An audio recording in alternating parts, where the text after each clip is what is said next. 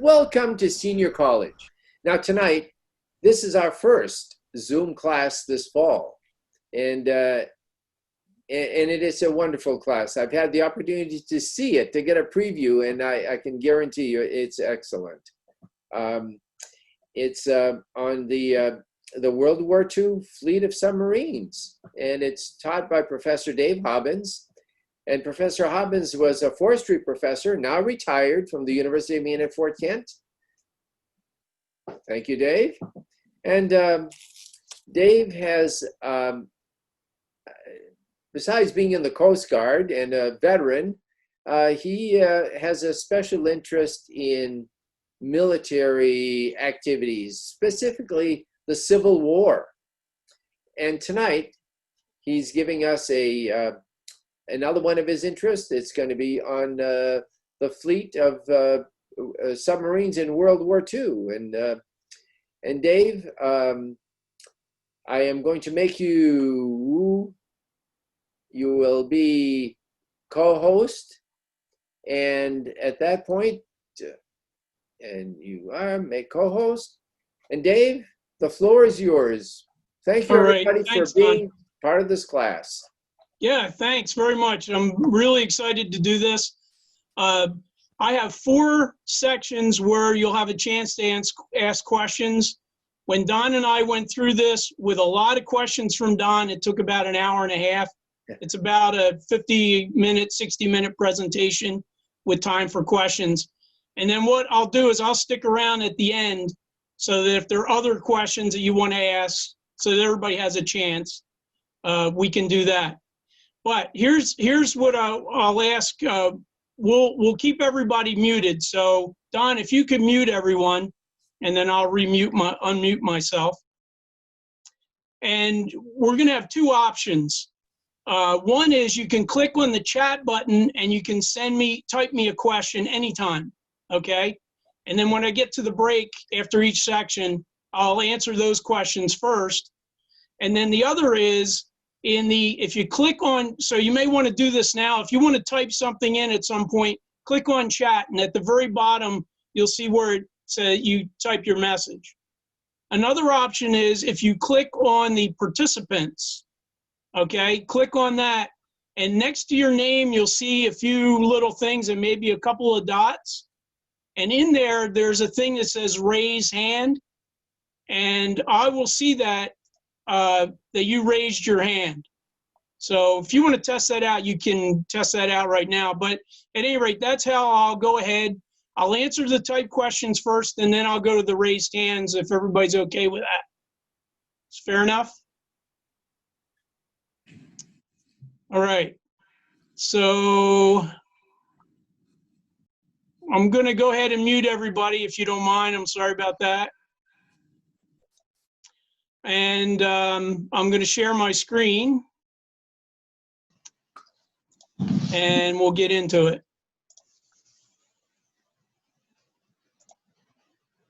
All right, so hopefully everybody can hear me and can see the screen. It's going into presentation mode now, slowly.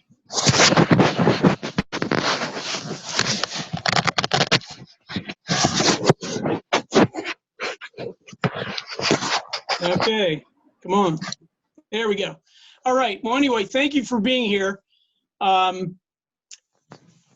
picked up a book 1 year or 15 years ago and haven't put them down since. This is, as you'll see, I'll spare you any detail right now because as I go through my presentation, hopefully you'll see exactly why I got so enthralled with the courage of these men who served on these machines.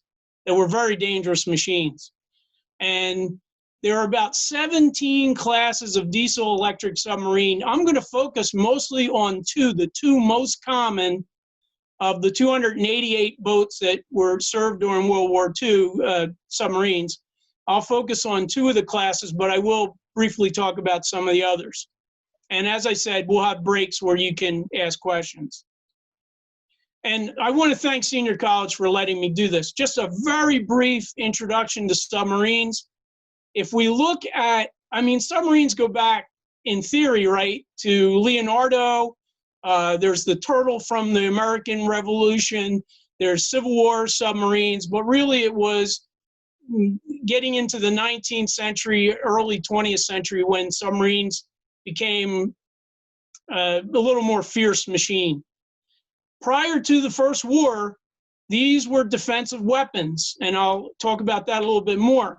But World War I, the Germans' use of submarines to go after capital ships, they turned it into an offensive weapon. Now, as you know, in World War I, the Germans were using gas, and others were using gas. And so after the war, gas was completely outlawed. The use of gas as a weapon was completely outlawed. Well, submarines were meant to be outlawed as well because they were considered to be immoral. People were under the water and they could see you and they could kill you without you seeing them. It was also considered immoral. So in the 1920s, we have this huge pacifist movement. Harding is president, and in 1921, the 5 major naval powers of the world, which are the stars on the map here, you may not be able to see Japan. Japan's underneath where my where everybody is. But anyway, the United States would be the United Kingdom, the United States, then Japan, France, and Italy. And those are the 5 naval powers. In 21, they got together for a treaty, and the United Kingdom wanted to completely abolish submarine use. The French wanted to keep it because they felt it was really important to the defense of all their coast. They wanted to put submarines out as defensive weapon in front of their harbors. In February of 22, there was an agreement with the 5 major naval powers, and it was agreed that, number one, the United States would not develop any more bases in the Pacific, and that the United Kingdom and the United States would not develop their fleet greater than 500,000 tons of shipping. And the other countries would not develop beyond 300,000 tons of shipping. Now, we know, of course, Japan kind of ignored that as you get closer later into the 30s. In addition, in 1930, when they met again, they came out with Article 22. Now, if you are in your territorial waters and you are a naval ship or a Coast Guard ship, you can stop any ship and search it. So the idea is if they don't stop, okay, you can fire on them. But if they do stop, you can't just sink them without taking the crew off. So if there is contraband, you can sink the ship or capture the ship, but you have to put the crew into safe place. So in the Article 22, submarines would act in the same manner as a surface ship. That was the point. Well, Pearl Harbor, December 7th, 1941, everything changes. Any kind of restrictions are taken off. And of course, we know now that the Japanese had gone way beyond their agreed 300,000. Because remember, we cut the Japanese off. We knew it was going to happen. We cut the Japanese off from fuel that they needed. They had already in the 30s, late 30s, gone into China and Korea, etc. Right? So in December 7th and after Pearl Harbor, we go to war, all restrictions are taken off in terms of wartime. So briefly, I want to talk to you about the Germans in 1942. So December 7th, 41. In January 1942, Admiral Karl Donans, who is the head of the submarine corps in Germany, he wants to go and attack the east coast of the United States to cut us off from our supplies coming up our coast and cut off the industrial Northeast because we are supplying Great Britain, right? We've been supplying them all along. So he proposes to Hitler, and here you can see Karl Donans shaking hands with Hitler in the bottom right, and that's him second from the left on the upper photo. He has a thing called Operation Drumbeat, excuse my German, Packenschlag, Operation Drumbeat, and what he wants to do is send the whole submarine fleet to the United States and cut off the Northeast from its supply of fuel, bauxite, and other supplies that are coming in, so that we're staying out of the war more and not supplying the United Kingdom. Hitler says, no way, you can send 6 boats at a time. So that was actually kind of lucky. So that's what happens. Unfortunately, a lot of shipping has to come up the East Coast, and submarines need deep water to hide, right? To get away from depth charges and aerial attack. And if you look at this bottleneck off of the Outer Banks or coastal North Carolina, you can see the continental shelf is pretty restricted in the Carolinas and drops off into deep water. So that is a very popular place for where U-boats acted, but they acted in the Gulf all the way up to Nova Scotia. A fascinating book that I picked up by Homer Hickman. Homer Hickman is a West Virginia kid. You may have seen the movie October Sky. He wrote a book called The Rocket Boys, and he was this coal mining kid that did a high school rocket study. He got accepted into college, became a NASA engineer. He's scuba diving off of the East Coast and sees a U-boat, a sunken U-boat, and he thinks, what the heck's a U-boat doing here? So he starts to research, and he writes up this book called Torpedo Alley, a fascinating book, well written, about German U-boats in 1942 off the East Coast. So highly recommend that if you're interested. In January and February 1942, U-boats sink 74 merchant ships between North Carolina and New York. In March and April, 98. In May and June, 87. And what's happening is the whole East Coast is lit up like an amusement park. You wouldn't know we were at war. The Germans are sitting offshore. They can see the boats even in silhouette, and they're sinking ships like crazy, including an Argentinian cruise ship, and they were their allies. So anyway, there's a lot going on, and briefly what's going on is the UK has told our Navy, listen, you got to get your boats out of the deep sea and into port at night. You need to turn the running lights off. You need to have them in convoys. And the Coast Guard and the Navy are trying to get merchants to do this, and the merchants aren't hearing it until it starts to pile up all the shipping that's being sunk. But there's one other important key, and that is the Navy did not have enough aircraft to patrol, and you cannot do proper submarine patrolling and defensive protection against submarines unless you have aircraft. So finally, in the late summer, the aircraft, the merchants are listening to the Coast Guard and the Navy. They're forming convoys. The East Coast has been darkened. Ships are turning their running lights off, but they're coming to port in nighttime. All this comes together, and it drops off pretty significantly. The Germans had actually fitted these U-boats with more fuel so they could make it across to the Atlantic and back. So anyway, I wanted to tell that story so you could see what was going on in the Atlantic. And we're using the same exact tactics in the Pacific. That was the other point. So anyway, with this, I can't see the other screen, so let me get to the other screen.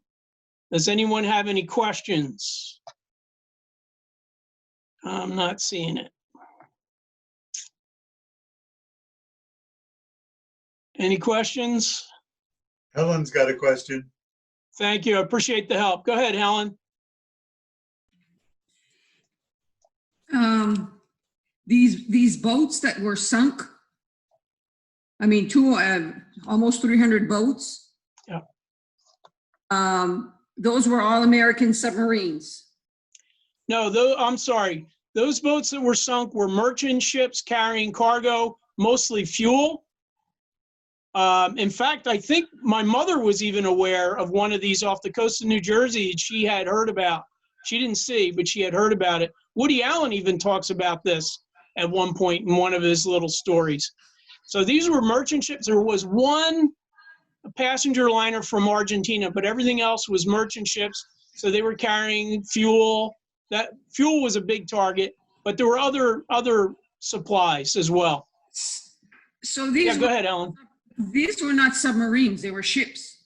It was the U-boat sinking merchant surface ships, correct. They were carrying supplies to the Northeast for our industrial Northeast. Yeah, thank you for clarifying that. A U-boat is a submarine? Yes, let me go back. That's an illustration of a U-boat. So yes, I'm sorry, U-boat is a German submarine. Yeah, and they would be called like U-505 is a captured submarine you can see in a museum in Chicago. Any other questions? I apologize, I'm not seeing I'm inexperienced with the Zoom, so I'm not seeing. Yes, Helen, go ahead. It does say ships on the picture. Sorry. Yes, those are the ships sunk. Oh, yeah, no problem. That's okay. Yeah. I mean, technically a submarine's a ship too, so no worries. If you have a question, go ahead and unmute. I can't see everybody. I apologize. My inexperience with the technology. Hi, Dave, can you hear me? Yes, go ahead, Ed. Oh, okay, I got a question. You had mentioned that that they used airplanes to help spot the submarines. Yes. From the air, what could they see? Could they see the silhouettes of the ships, or were they only looking for periscopes? No, they're exactly looking for that dark spot in the blue water, right? Okay. So and even in pretty deep water, clean water, you can see pretty deep.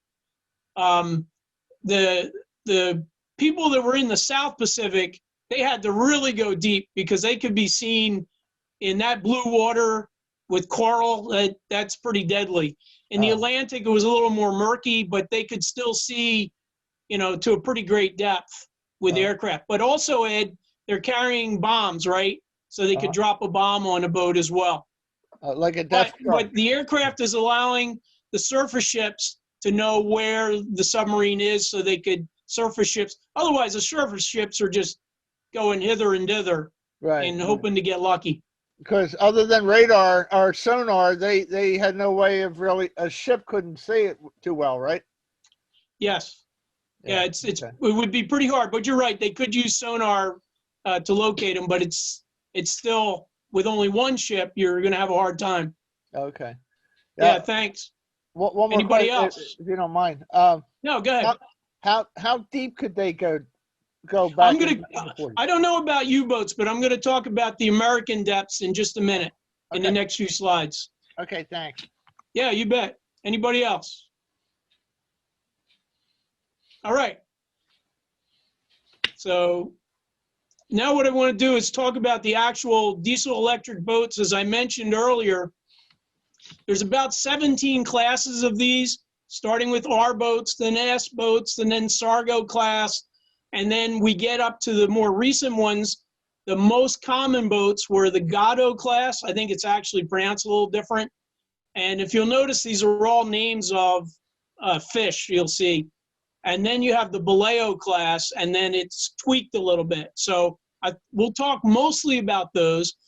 But let me just mention that when we're talking about the S boats, those are the ones that are after World War I, and there's a bunch of them still left over before World War II. These are boats that can probably dive to a depth of 200 or 250 feet. They have 4 torpedo tubes forward and aft.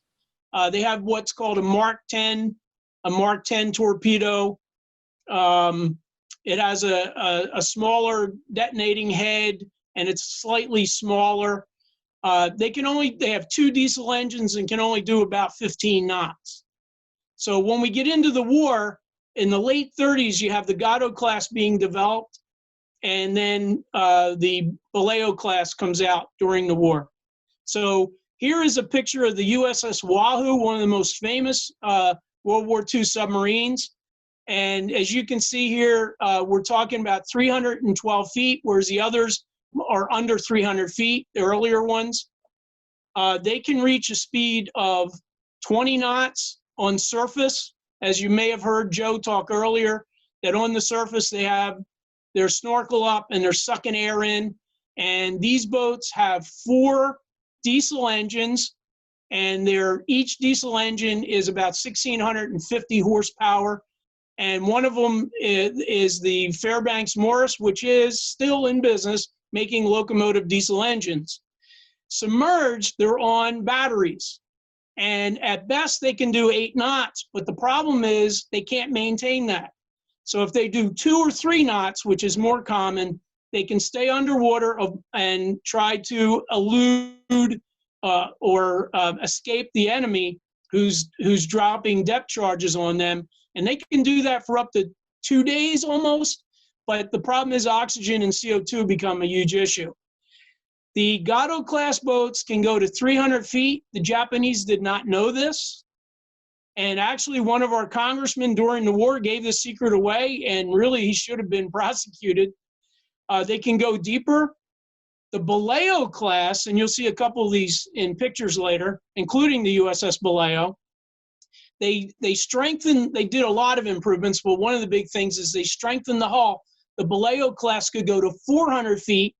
The Tang, the USS Tang, was actually taken in depth trials off of San Francisco to 600 feet. So anyway, but again, it's because these later class, World War II class boats had 4 diesel engines. They started out, and I'll mention this again later, with these, and forgive me, I can't remember the actual names, but they were called HOR engines, and they were a nightmare for the submariners. And you can imagine what the sailors called an HOR engine that was failing. So just use your imagination there. What I want to do here is just very briefly go through a cutaway, and you can see this on usflyerproject.com. This image is all over the place. If you go to your right on the screen, that is the after torpedo room. The after torpedo room on these later class boats, there are 4 torpedo tubes. The torpedo men actually sleep in there on top of 650 pounds of Torpex detonating, explosive, not detonating explosive, but explosive. And just forward of that, Don says I better use my mouse here. Just forward of this is a maneuvering room, and below that is where the controls are for propulsion. So remember, everything on this boat, all the propulsion is electric. So the electric's either coming from the diesel engines or it's coming from the batteries. On the surface, I can do 20.5 knots, maybe even kick it up to 21 knots. So I'm going to use my engines if at all possible. But during the day in enemy country, I'm going to be submerged to protect myself. Okay? So anyway, there is where all the electric is controlled to generate propulsion. Forward of that are the aft and forward, rear and forward engine rooms. I'll show you a picture of one of these rooms in a minute. There are 4, 2 in each room, diesel electric engines. There's also some auxiliary engines underneath here that just run other electrical equipment on the boat. Forward of this is the crew quarters, and there's not enough bunks for everybody, so the people that are on duty and the people off duty are sharing the same bunks. But the important thing is here, just below where you see these bunks are the rear or aft battery pack, and I'll talk about those in just a second. Forward of the crew quarters is the mess hall, and then you can see here the galley, and then there's a radio room. Down below here is storage there's actually refrigeration, but there's also ammunition and other arms that are stored. And then we go to the control room forward of that, the pump room below that, where all the pumping. So inside the ship, right in the hull, is a lot of water and fuel that allows the boat to sink and raise. So remember, these are surface boats that take on water to sink, and they will sink. And these are very dangerous machines. Going back to the control room, above this is the conning tower and then the bridge up here. So the conning tower is where all the observation is done, where they have the computer for the torpedo control. There's actually a wheel for steering the boat. And everything could pretty much be controlled from here in terms of firing torpedoes and whatnot. Forward of the control room are the officers' quarters and mess. They actually call that the stateroom. And then below that, you'll see the forward battery pack, and I'll talk about that in just a second. And then the forward torpedo room, we're going to see a picture of that. These photos that you're going to see, 3 of them are actually from this boat that you can see here, the Bowfin, which is in Pearl Harbor. And there's a museum there. Also, if you want to see a full video showing all these different components, if you go to the USS Silversides Museum online, you can, and I have a slide showing the Silversides, USS Silversides Museum. You can see a guy walks you through the boat, and we'll talk about Silversides briefly. Okay, last thing I want to do is talk about I should also mention there's radar up here. The batteries, they're not like you think. They are lead acid batteries like in your car. But these batteries, one battery is 1,650 pounds. They are 5 feet tall. They're 15 by 20 inches wide. There's 126 of them that make one battery forward and 126 of them in the aft below the crew quarters that make the other battery. And that's what gives you propulsion underwater. And as Joe mentioned earlier, before some of you joined us, you get any seawater in there, you have chlorine gas, everybody's dead. So this is a very dangerous machine, very dangerous. All right, so with that, I'll move on. This is the Baleo. So this is the first boat of that class, and this is from 1945, showing the crew tied up to another submarine. And you can kind of see the radar covered here. And these are obviously the periscope towers. A 3-inch gun, almost all these, and I'll talk about the gunnery. Here's a machine gun, and there'd be a machine gun and other stuff on the bridge. Here is the Bowfin's torpedo room. The forward torpedo room, there's 6 torpedo tubes. They use compressed gas to push the torpedo out, and then the early torpedoes used alcohol to generate CO2, which then propelled the torpedo. There's 6 tubes here. It's hard to see the bottom 2 because they're underneath, but you can. That's basically the control room. And there's a manual backup here, so if the bridge controls for some reason get cut off, the torpedo man can actually eject the torpedo. Here is bottom right, a picture of the engine room, and you can see the dual. Now these engines are actually mirrors of each other, so the controls are all on the same side, so you don't have to go around to see the controls. And there's 2 sets of these, so there's 4 diesel engines, and that's how they can generate the 20 knots, 20 and a half knots on the surface. This is the control room. The 2 wheels that you're seeing here on the left control, the name's going to go out of my head. I'm sorry, the planes. So you have a forward plane and an aft plane on the submarine, and the forward plane helps to help the boat dive and help it rise up with propulsion, and the aft one is to help kind of stabilize the boat.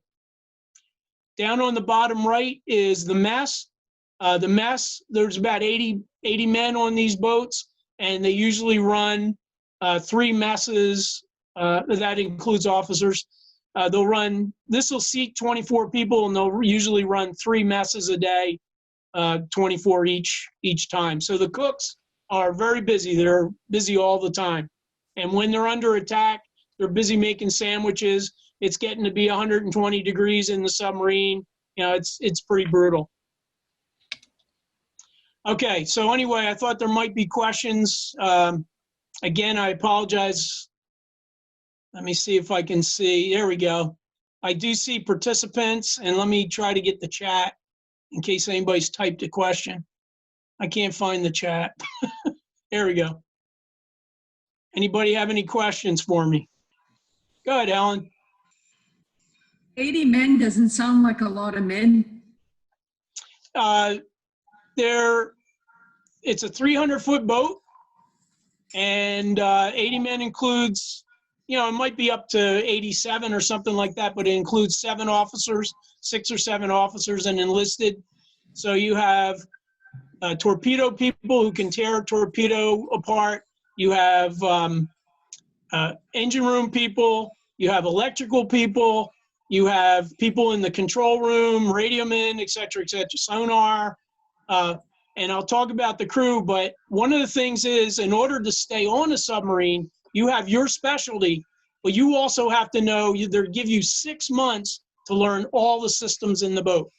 Sorry, I keep looking at you guys, and I should be looking at you guys. You have 6 months in order to stay on the submarine to learn all the other systems, every gauge, every function, all that. It's pretty intense. It's a pretty elite group. They would always be given the best food. They had it pretty rough, and I'll explain why even more. Other questions? Can I ask how big a submarine, today's submarine is? How many feet? Sorry, that's outside of my jurisdiction, Okay, but I'm okay. sure it's over 600, maybe 800 feet, and they're at sea Okay. for months. Yeah, I'm they're gonna at sea. Google- I'll In fact, I Google it. apologize. My neighbor was supposed to be here, and he is a submariner. And he could have answered that. I'm sorry, but I'm thinking 600-800 feet. They're pretty big. Does anybody else know that, an answer to that? I'll look it up and I'll get back to you, Helen. Don Raymond, you had a question? Yeah, you talked about 6 torpedo tubes. How many torpedoes on one boat? Because, I mean, they were sinking so many boats. Yeah, Don, it's a horrible, horrible story. When the war started, they didn't have enough torpedoes. And the boats, this class of boat can handle 24 torpedoes. So they'd fill the tubes and then they'd fill the spaces. That's why the men were bunking there, you know. They didn't have enough torpedoes. And the torpedoes they had didn't work. So the first 6 months to a year of the war, it was horrible. That's what just captured my attention, that these men knew what was going on. And my God, can you imagine you're sent to a knife fight without a knife? You know what I mean? It's just ridiculous. But these torpedoes, there's a bunch of different classes of torpedoes. The older boats used a Mark 10 torpedo. They're almost all torpedoes are about 21 inches in diameter, but their length varies depending on it's aircraft torpedo, a PT boat, or a destroyer torpedo. You know, those are the different classes, like 13 and 19. But on these submarines, they used a class 14 and they used a class 18 torpedo. They're called Mark 14 and Mark 18, which I'll talk more about. Other questions from anyone? Ron, is that you? Did you have a question? Don, Dave, it's Bill here. Yes, sir. Just a sidelight. In Alexandria, Virginia, they had a big torpedo factory during World War II. Yeah, thank you for mentioning that. Yes. It was a very interesting building because it was all windows, and we never understood why until they said it was because that way, if the torpedoes exploded while they were building them, it would just blow out the windows and the building would still be there. Wow. Oh, Bill, that is awesome. Thanks for sharing that. It became an art center when I lived there, but just aside. So it became an explosion of color? Yes, it did. Anybody else? All right. Well, I'll move on, and again, there's going to be 2 more times for questions. I'll stick around at the end. I'm glad to see the Haffords joined us, and at the end here, I can go back and answer or show you some slides. Thanks for joining us. I appreciate that. Oops, wrong button. Thank goodness. Can I cut in again one more time? Yeah, please. I just looked up a Typhoon class submarine, which is a ballistic missile submarine, is 574 feet in length. So I was pretty ambitious, Hal. You were pretty close. You said 4, 5, 5. Well, or I think I feet, went to right? 800 or something. Well, Yeah, well, thank you, Bill. it's still Excellent. pretty big. Yeah. So anyway, we talked about a little bit of history, and then you looked at the diesel electric submarine. Now what I want to do is talk about the Pacific, because most of the submarines actually served in the Pacific and had a huge impact and also a lot of losses. So I want to talk about that.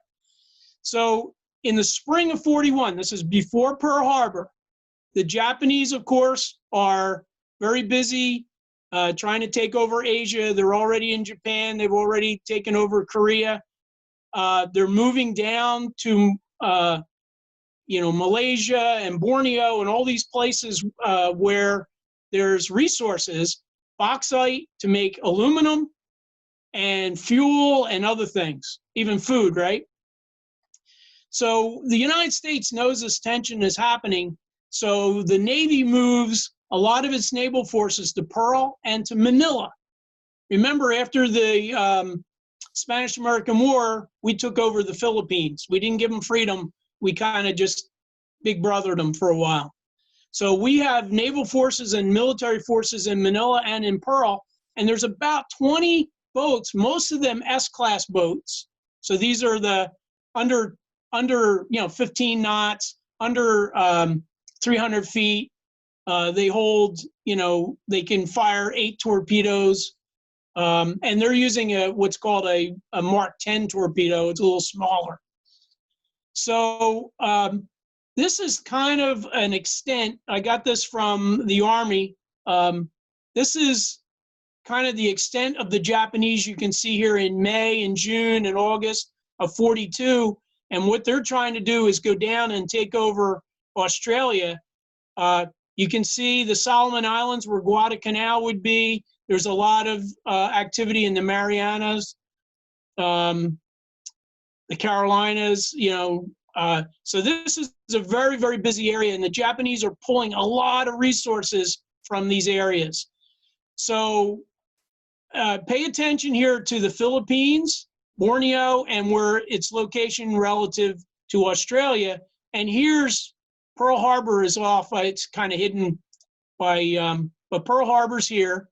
And then where Midway is just up this way, okay? But the Philippines are closer to Australia. So after Pearl Harbor, the subs are the only unit that don't lose, well, they lose some sub-tenders, but they don't lose any submarines. You may have heard that the Army left there after Pearl Harbor. It was like hours after that the Philippines is attacked.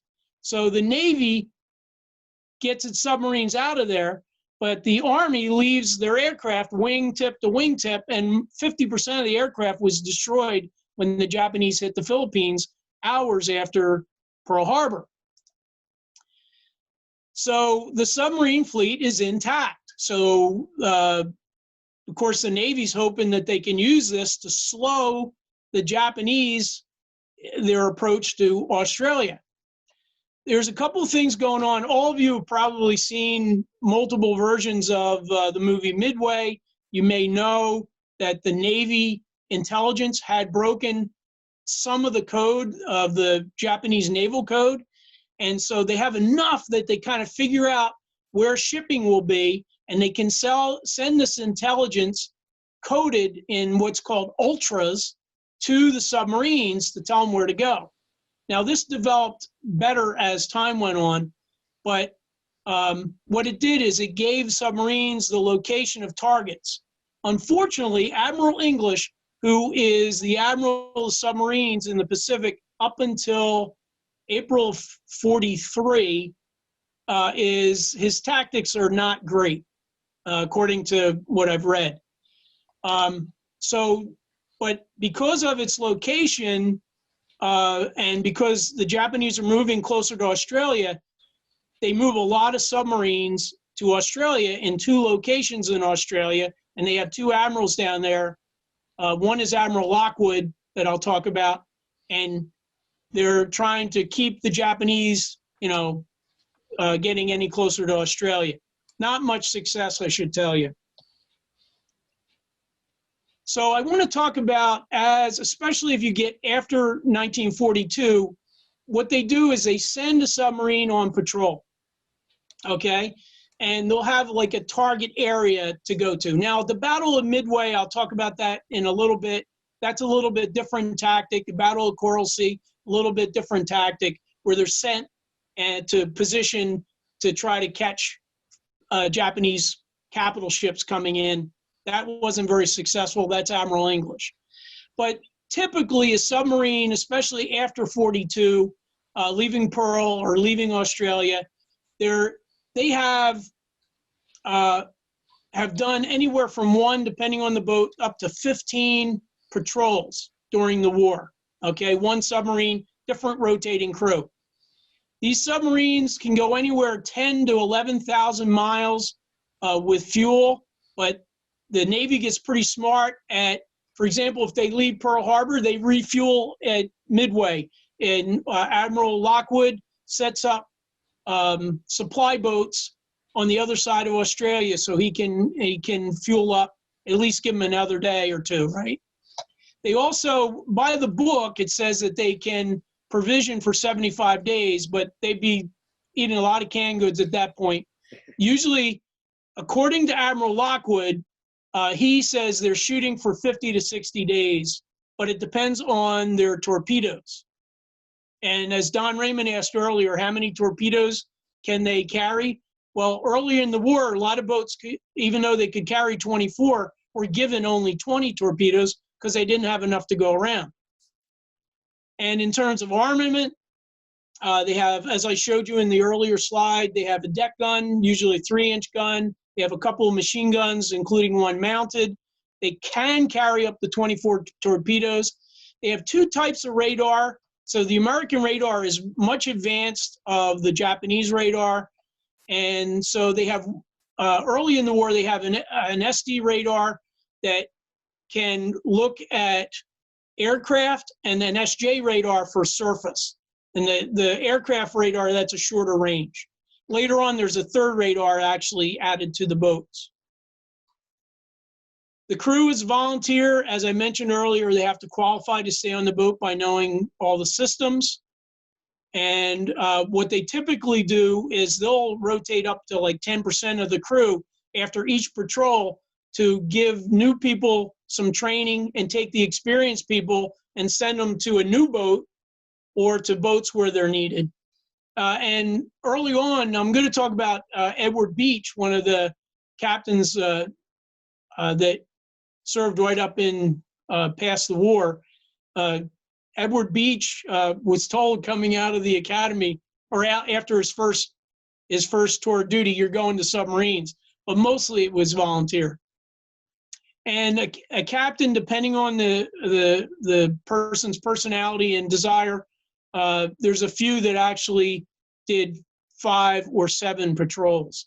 And this is a very intense burnout job. It's a burnout job. Lots of problems. Now, I picked this up from a number of people that were writing about it, but there are definitely exceptions to this. And I'll point one out at the end. Remember, before the war, you're talking about a very deadly machine. You get salt water in there, everybody gets gassed to death. It sinks, it may not come up. And we already had a couple of submarines lost. So everybody's at the beginning of the war is thinking about their peacetime training. These captains are peacetime trained. And this is a machine you got to be careful with, right? And so their tactics generally speaking, tended to be more careful. And some of the newer officers, younger officers coming in, complained about that.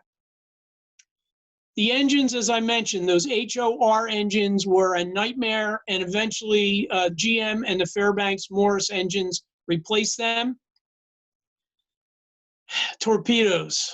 This to me is a horror story. I mean, I don't know what I would do if I was a captain of one of these boats. Torpedoes were in short supply. Bill mentioned the Alexandria, Virginia, and they eventually started up 2 other torpedo shops. But in addition to being in short supply, they weren't well tested, and their contact exploders and magnetic exploders didn't work. So you have captains reporting that they're hitting the boat dead on at 1,000 yards and nothing happens. And so anyway, this is a problem, and they keep complaining about it, and the Bureau of Ordnance doesn't believe them. So in addition to this, the captains are pretty sure that the depth setting isn't working. Can you imagine being given a weapon and it shoots to the right, and sometimes the bullet doesn't come out? And I mean, it's a nightmare for these people.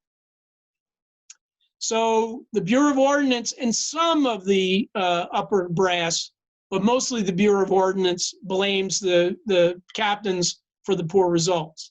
And one of the things that they do is after every patrol, every captain writes a report that covers all that happened during that patrol. So it's pretty important. Okay, and I see somebody posted a question. I'll get to it. Excuse me 1 second. So additional problems is the subs are not successful. They are completely unable to stop the invasion by Japan in the South Pacific. They're not, they have 1 or 2 successes, but they're usually later on, like August of '42. And in Midway, for example, they had the ships aligned where they thought the Japanese fleet would be coming, and they were told to stay on station. Only 1 of those submarines had any contact with the Japanese ship because they just weren't given the flexibility.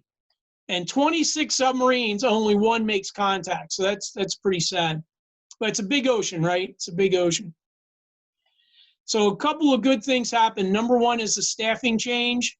Admiral Lockwood is brought in, and he has half of the fleet down in Fremantle in Australia in the spring of '42. A lot of the older skippers get replaced due to regular rotation, mostly. And what really happens is great. Admiral Lockwood is really well liked by the men. They call him Uncle Charlie, Charles Lockwood, because he believed him. And he was a lifelong submariner. So eventually when Admiral English dies, he becomes the commander of the submarines in the Pacific in April '43. Things really turn around, and he orders the magnetic exploders completely turned off. And everybody's happy with that, except one of his subordinates, who happened to design it, refuses and tells his men, you do not turn it off. He refused to believe that his invention didn't work. So that was a huge problem. So here we are, April '43. I mean, a year and a half into the war, for Pete's sakes. I just can't imagine. So that's why this has captured my attention so much. Okay, torpedoes. These things are 20 feet long, 21 inches in diameter. They weigh 3,000 pounds, and they don't work. So finally, Admiral Lockwood orders a test 6 months after the war, we're into the war, June of '42, and he shows that by firing these through a net, that they're 11 feet lower than their settings. So he sends it off the Bureau of Ordnance, which then does a study. And eventually comes back with their results and said, no, you're wrong. There was only 10 feet. The magnetic exploders never work. They prematurely explode before they even get to the enemy. Just so you know, usually the rotation of the propeller on the these alcohol-based gas-propelled torpedoes, Mark 14. That's why you see the bubbles, because they generate carbon dioxide, and so you're seeing the bubbles. Well, these torpedoes are, even the contact exploder. Oh, I'm sorry, I lost my train of thought there. What I meant to say was that at 300 yards out from the boat, then it will become active in order to be detonated. It's to protect the submarine, okay? So anyway, August of 1943, the contact exploders are still a problem. August of 1943. They finally get that resolved. Then they come out in September of 43 with an electric torpedo. So the Mark 14 torpedo can do 43 or 46 knots for 4,000 yards, three or 4,000 yards. It can go 9,000 yards at 30-some knots, okay? Now, a knot is a nautical mile per hour, and a nautical mile is 1.15 miles, statute miles. It's based on latitude, and it comes from marine navigation. The problem with the Mark 18 torpedoes is, well, first of all, they're electric, and they're good for about 4,000 yards, and they're not as fast, 35 knots, but that's still good, right? But the problem is we lost 2 boats to them because they circled around and blew up our own boats. So they circled. So the newest torpedo is a problem. And I'll discuss that in a second briefly. So here's why I have great respect for submariners. 16,000 men served, approximately, it's just under 16,000 men served, 22% fatality rate in the submarine service. It's the highest fatality rate of any naval branch during World War II. 288 US subs, over 200 were in the Pacific. We lost 52 of them, 48 in the Pacific. So lots of losses.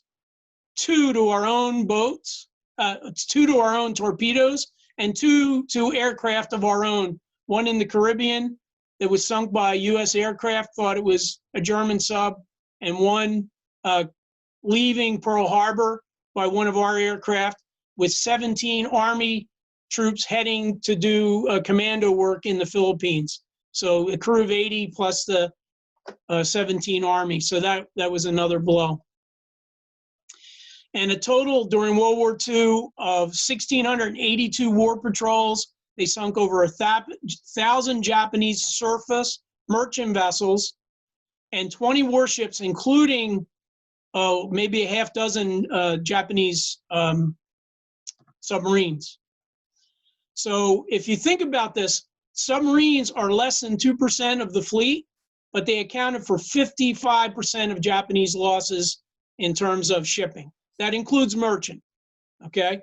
So this branch had a huge impact, and they did what the Germans wanted to do to us, to cut off our industrial power of the Northeast so we wouldn't supply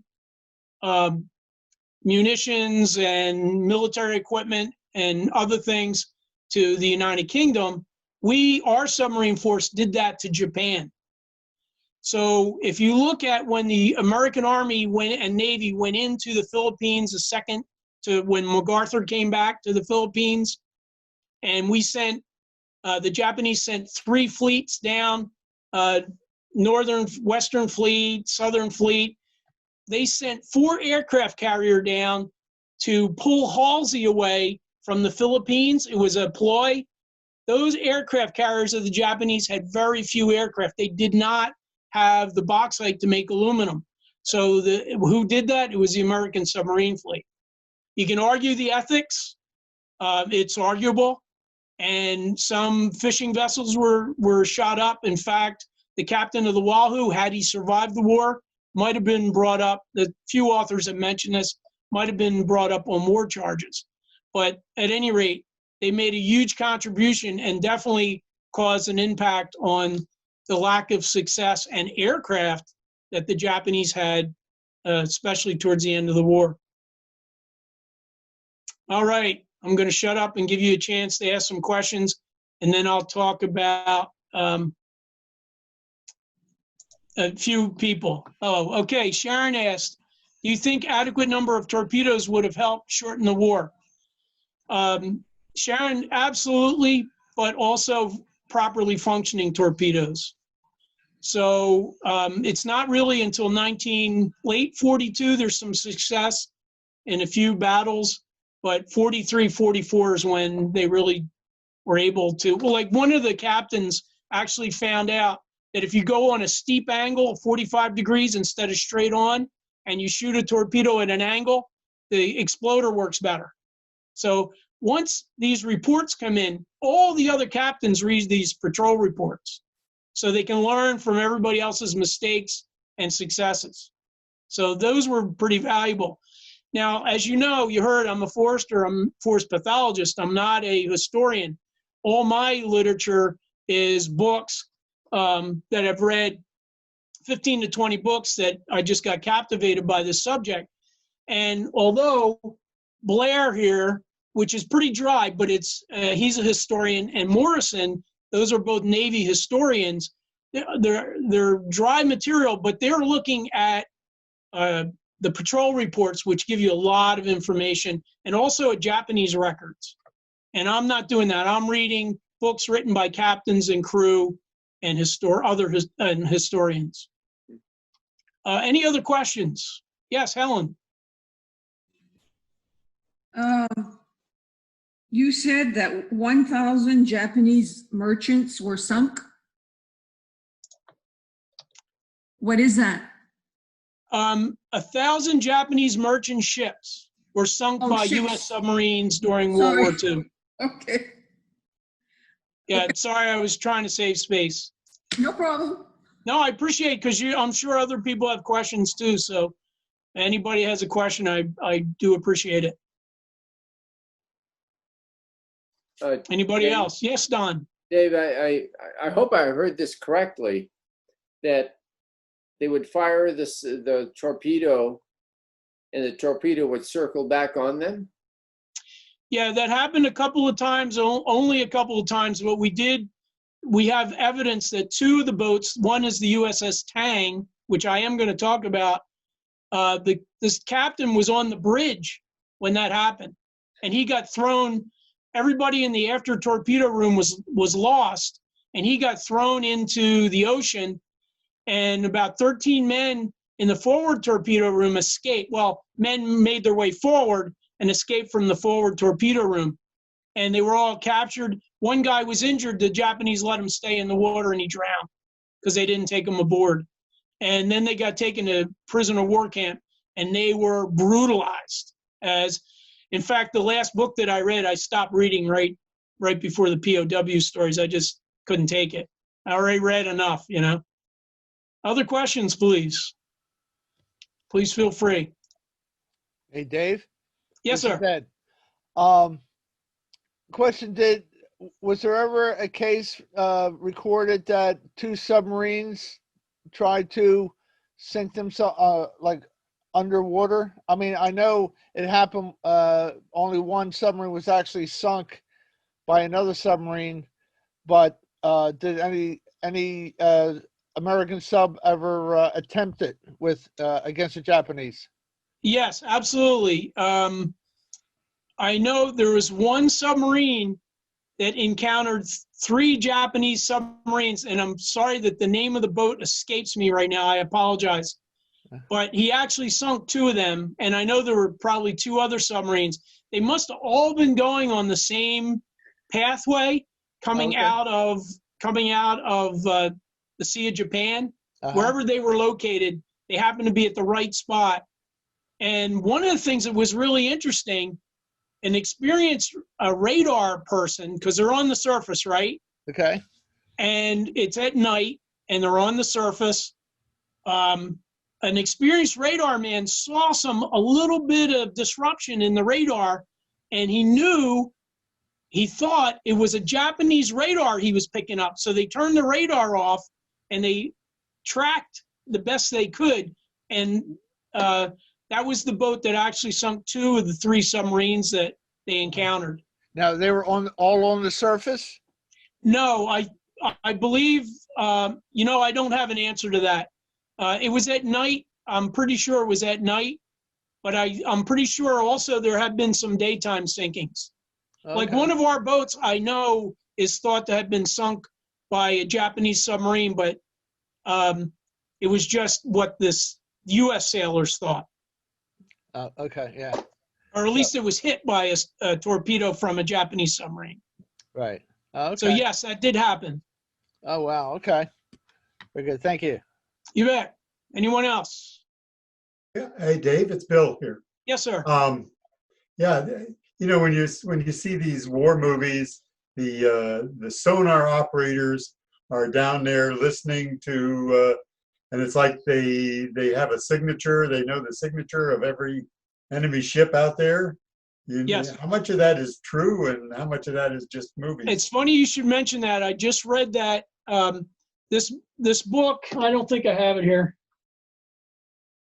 I have this book. It's called The Depths of Courage, and one of the authors, Ron Smith, was a torpedo man. I just read this. I had it on my shelf for about 4 years, and I kind of got burned out. I had read 18 books, you know.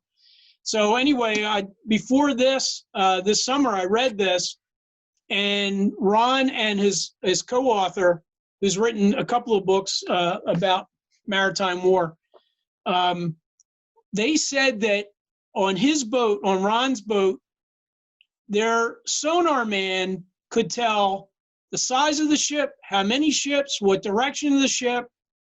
They knew, you know, how far away a depth charge was dropped. They could get pretty precise. So I think that's true, Bill. Thank you. Yeah, you bet. And I only say that because, you know, this is Ron Smith firsthand. Anyone else? Well, the good news is in my last section here, so if I'm keeping anybody up, you'll have a break. And as I mentioned, after Don stops the recording, if you want to stick around and ask questions, I'm happy to go back to any slides or whatever. All right. Well, thank you for the questions. Let me go on. And I want to talk about, well, I wanted to show you a couple. This is Dick O'Kane's book. Now, Dick O'Kane was a captain himself of the USS Tang. He was captured POW. I'll talk about him. But here are some images that he took from the periscope of the USS Wahoo. He was executive officer, and then he transferred off to become captain of the Tang, and then shortly after, the Wahoo was lost. But these are the merchant vessels. You can see them being sunk. Cargo vessels, they might be carrying fuel or other supplies. This is a list of the top 10 US submarines, the number of ships that they sunk. You'll see the Silversides here. That is a museum now in Muskegon, Michigan. That's a fun one to check out. And again, go to the USS Silversides Museum, and you can see one of the people give you a walking tour through every compartment of the boat. So anyway, there's your top 10 boats. This is a picture of the lionfish. This is down in Fall River, Mass. You can go down there. You can go on the USS Massachusetts. You can go on the lionfish. They have a Russian destroyer. They have the Kennedy destroyer. There's a bunch of boats there, and they have some neat landing craft to check out, and PT boats. They have 2 PT boats. So anyway, check that out. And closest to us here are a bunch of museums. In fact, Ed took me on the tour a couple of years ago in Hackensack, in Philadelphia, the Requiem in Pittsburgh, the Silversides in Muskegon. Also, not too far from us, the Albacore. Now, the Albacore did not see war. This was the first submarine designed like a fish or a whale. But we can see that as you go over the I-95 bridge into New Hampshire. That's worth seeing. The Nautilus, of course, our first nuclear sub, is down in Groton at the museum. And if you want to see a U-boat, you can go to the Chicago Museum and you see U-505 captured by the Navy during the war in the Atlantic. Here is the crew of the Barb. So here's one whole crew. This is probably late in the war. You can see their battle flag and the crew, officers and crew there. Okay, so I want to talk about 4 individuals. Edward Beach, it was captain of the first nuclear submarine to actually circumnavigate the globe, underwater obviously, but he served as a junior officer on a number of submarines, but Trigger as a junior officer worked his way up and became skipper of the Piper. It's a Baleo class, so this is one that can go to 400 and more feet. He did 3 war patrols before the war ended. He was a prolific writer, and one of the books I recommend to you is his book written in, I think, 1945 called Submarine, because he talks about 7 or 8 different submarine stories, true for, you know, he was a captain, so he had access to all these logs. They called them war patrol reports. So prolific writer, and he has a number of books out there. He's also the author of Run Silent, Run Deep, a fiction which became a movie. Yeah. Who's the Gone with the Wind actor? Clark Gable, and I forget the other actor that's in that movie. But anyway, this guy, very prolific writer, lots of firsthand information, good writer, and that submarine book is an easy read, and you'll learn a lot about submarines. World War II, diesel electric. I wanted to mention what they called Fearless Fred Warder. He survived the war and became a senior officer. Did not like to be called Fearless Freddy. That's what they called him. He is an exception to these. He was captain of these S-boats, right? And then later became captain of the Seawolf. It's a Sargo class, so it's a pre-Gatto class. So they're slower. He did 7 war patrols of the 15 war patrols this boat did. Unfortunately, this is the boat that was lost coming out of Pearl Harbor by one of our own aircraft. And 82 crew and 17 Army lost. He had his boat in Manila, and of course they got, after the Japanese, or right before the Japanese attacked the Philippines, he was moved to Darwin, Java, and Fremantle. What's important about him, he was pretty aggressive for an old-timer peace-trained officer. And he knew these darn torpedoes were running too deep. So he went into a Japanese harbor where there was a ship tied up. He sat his boat there and fired at that thing to prove that those torpedoes weren't working right, because the boat was not moving, right? And that's why they called him Fearless Freddy, and he hated that name apparently. But I had to mention one of the older officers who really did a good job. 2 last gentlemen I want to talk about. The one on the right is Dudley Morton. They called him Mush Morton. One of the most aggressive skippers of submarines. His executive officer on the left is Dick O'Kane. In Maine back in the 90s, the USS O'Kane was built at Bath Iron Works. Some of you may remember that. At the bottom, you're seeing the Wahoo, one of the most famous boats.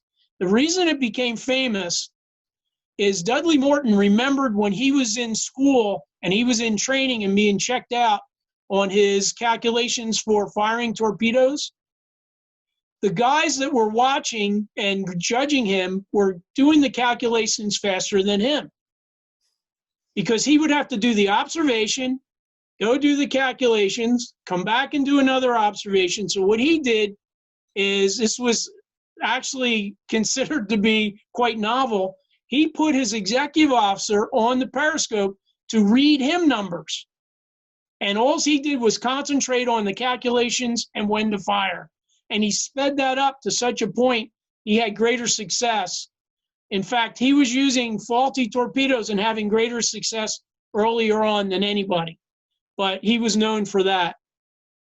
He was lost to a Japanese aircraft bomb exiting the Sea of Japan in October of 43. October of 43 seems to be a bad time. We lost quite a few submarines then. But he did 7 patrols in 1942 and 43, and this is the Gatto class submarine. And then finally, Dick O'Kane. Again, he was executive officer of the Wahoo, became skipper of a Baleo class submarine, the thicker hull, the thicker pressure hull, the USS Tang. He did 5 patrols before a Mark 18 torpedo of his own came around and blew up his aft torpedo room when they were on the surface. He was thrown into the ocean. I told you 17 men that were able to escape from the forward torpedo room. There's a hatch here, and this Admiral Munson had developed this thing called the Munson lung, and you probably have seen that in movies. But this was actually the only in the first case where they used this Munson lung and they slowly brought themselves up to the surface. 13 men actually escaped. One that was injured off of the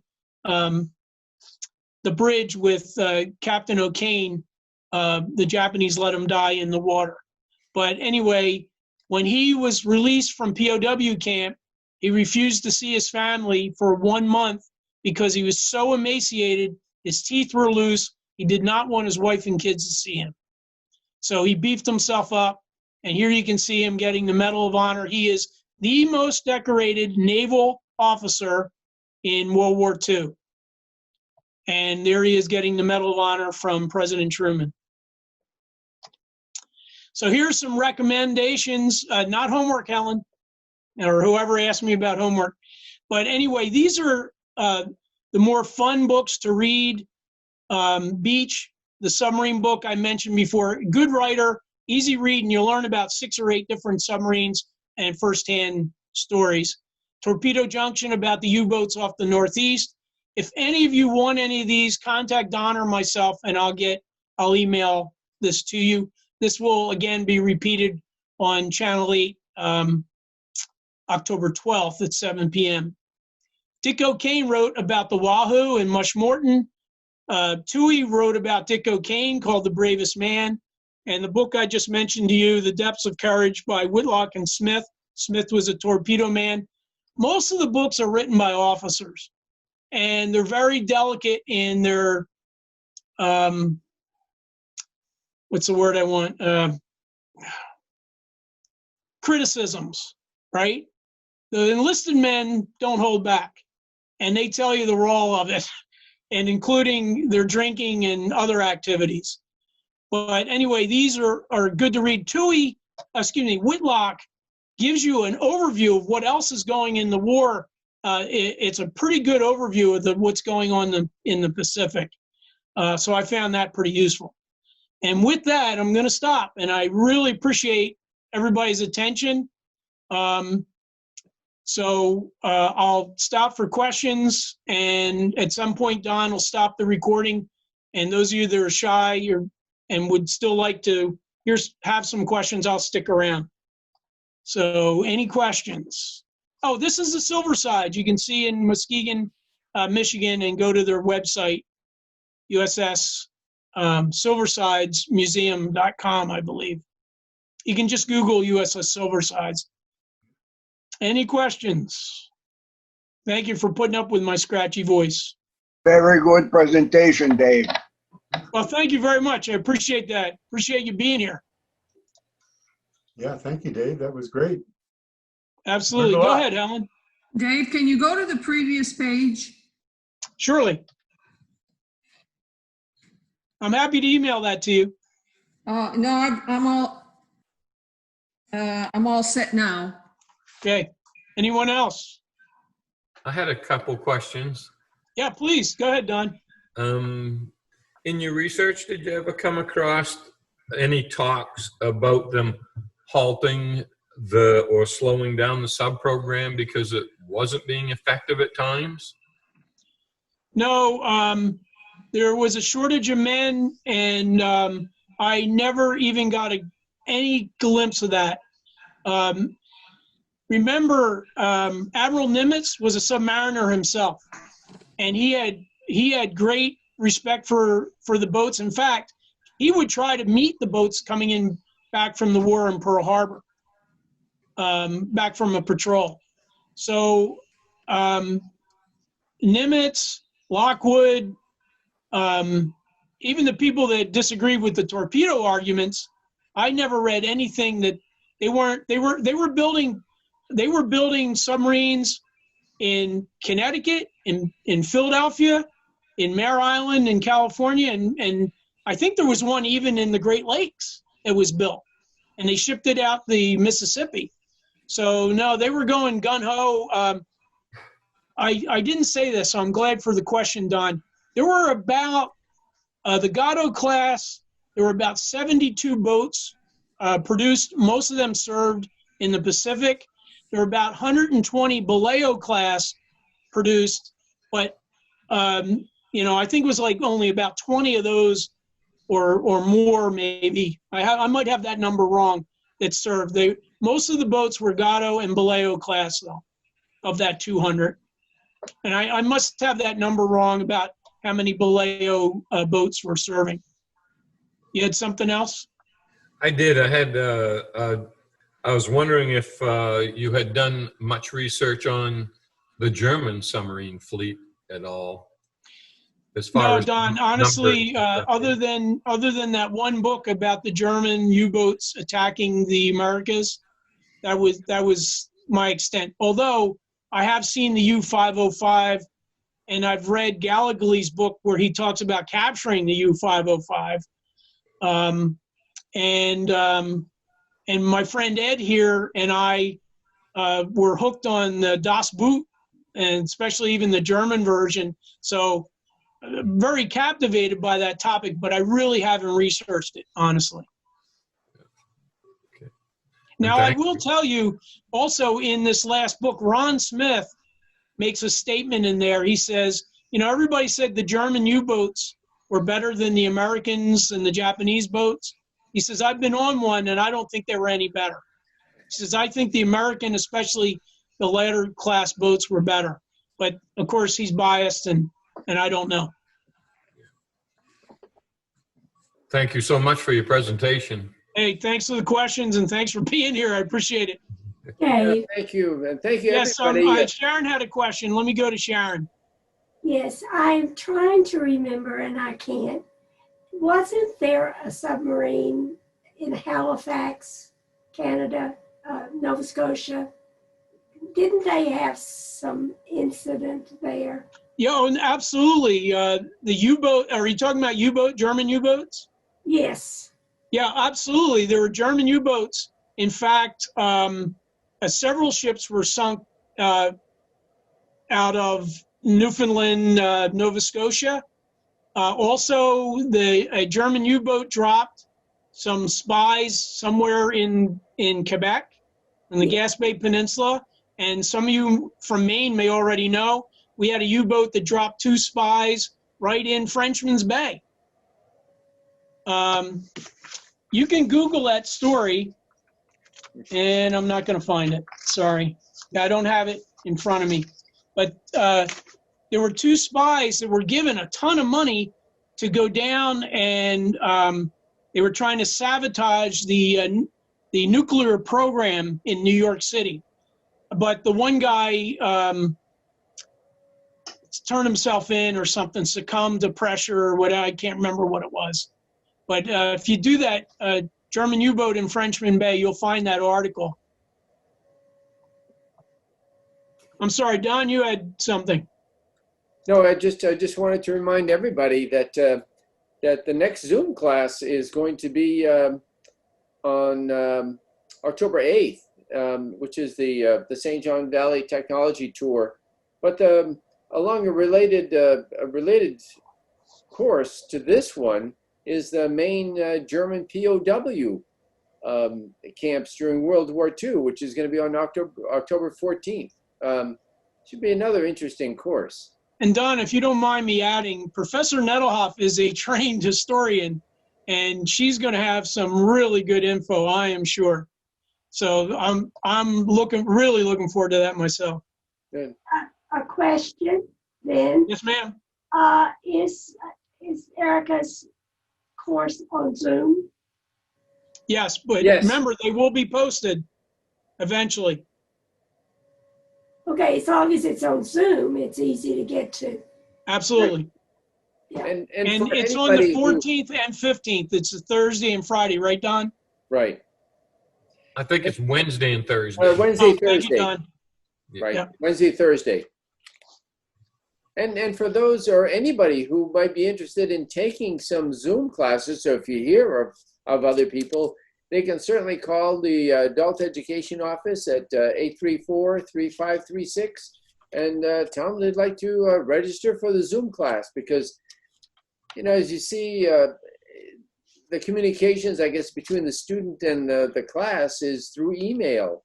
I mean, you got your invitation via email, so registering is important because we know who to send the invitations to the Zoom classes to. Can I ask a question then? Absolutely. Do you prefer we never forward that invitation to people who expressed interest but who have not registered? Honestly, I forwarded to two people. One was on tonight, and the other one was a Navy veteran who's now living in the Bangor area, and he had another meeting tonight. But he would have. I'm sure he'll watch it on YouTube because it's certainly fascinating to anybody who's been in the military. I was thinking of my brother who was in the Navy during the Vietnam War. You know, this is one of the advantages of Zoom. I mean, you can reach people outside of the area. I mean, somebody from Delaware tonight, pretty interesting, you know, and you're right. We're getting the word out. Ron had a Also, question. I was just wondering, has the class Monday, September 28th been canceled? That small scale farming? No, that is going to be offered on TV. Oh, okay. You know, so now as I said, there's only 4 classes that are being offered on Zoom. The rest of the other classes, like the next one that's going to be offered on TV. Well, the next one.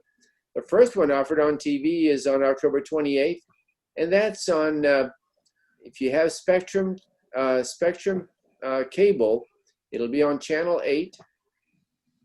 And then once it airs, that the courses, like that small scale farming, which is going to be on Channel 8, will then be offered, they'll be loaded up on YouTube, and you'll be able to see it there, just like all of these will be.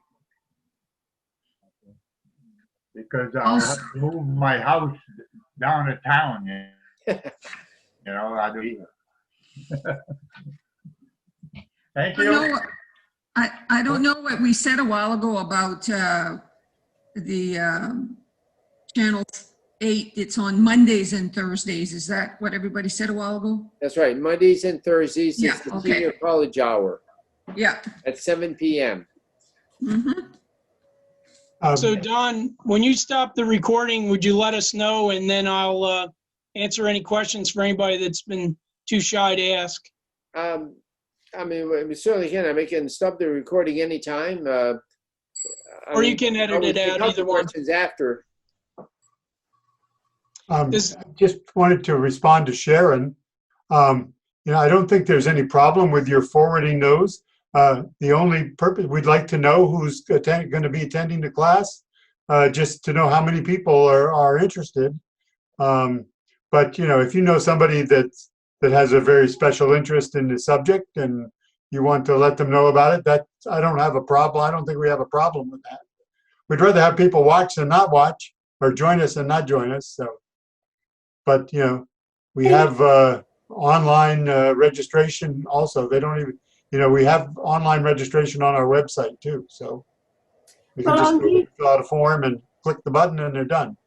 And when it's on YouTube, you don't mind others. I mean, I don't think you can control that anyway, can you? That's correct. You're absolutely correct. We have no control. Once That's it's right. on YouTube, it's open territory for anybody. That's right. I think what Don is doing is he's not putting them on YouTube until after they've been broadcast Right. on Zoom and on TV if they're going to be on TV. But then after that, he'll be putting them up on YouTube. And so if you want to wait, if you're not that eager to see it, you can see it on YouTube. I do want to ask one thing. And I was alive for World War II. Any of the rest of you? Not me. I barely made Korea. My a birthday gift I got on my 7th birthday was the atom bomb on Nagasaki. Wow. Wow. I worked with someone who also had a birthday on the day they dropped the bomb, and she thought it was wonderful that they had the big celebration. Yeah. And you should also know that Sharon shares a birthday with someone else who's very special, Smokey Bear. Yes, yes.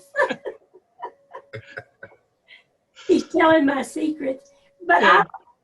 can I tell Marcel Bataille's story? Please do. Please do. How many of you have ever been to a restaurant chain called the Rainforest? Nobody? Okay. I know what it is, but I don't think I've ever been to one, but I definitely have seen them. Well, and there's a lot of noise. There's a lot of water noises and monkeys and, lots of sound. And Marcel served on the Bunch, I believe was the name of his ship. And we were having lunch there one day, and he turned to me and he said, "This place is louder than Okinawa." Yeah, Marcel was my neighbor, and he served in the Atlantic and then was transferred to the Pacific. He was a radioman, and during Okinawa, he was in the secondary radio room. And he said he didn't know what was going on because the hatch was closed. And somebody opened the hatch, and then he saw somebody bloodied out on the deck. So he died several years back, and only 3-4 years before he passed did he know, because he got a ship's log, that his ship was just missed by a torpedo. And he never knew that until like 2000 something. And Dave, didn't he volunteer for submarine duty, but they didn't accept him? I don't recall, Sharon. I don't recall. I mean, he was bright enough to have served. Honestly, I don't recall. Well, he was short. He thought he would be good. Well, Dave, any other questions for me? I don't think so. Anybody No. want to see any other slides or anything? Oh, No, I think I'm good. I think I'm going to say good night. Well, I really Okay. appreciate everybody attending. Thank you so much. I want to say Thanks everybody for coming to our first Zoom class. thank you. Went very well, I think. So very good. Thank you, everybody. thank you. Dave. Yes, You thank bet. for having me. Thanks.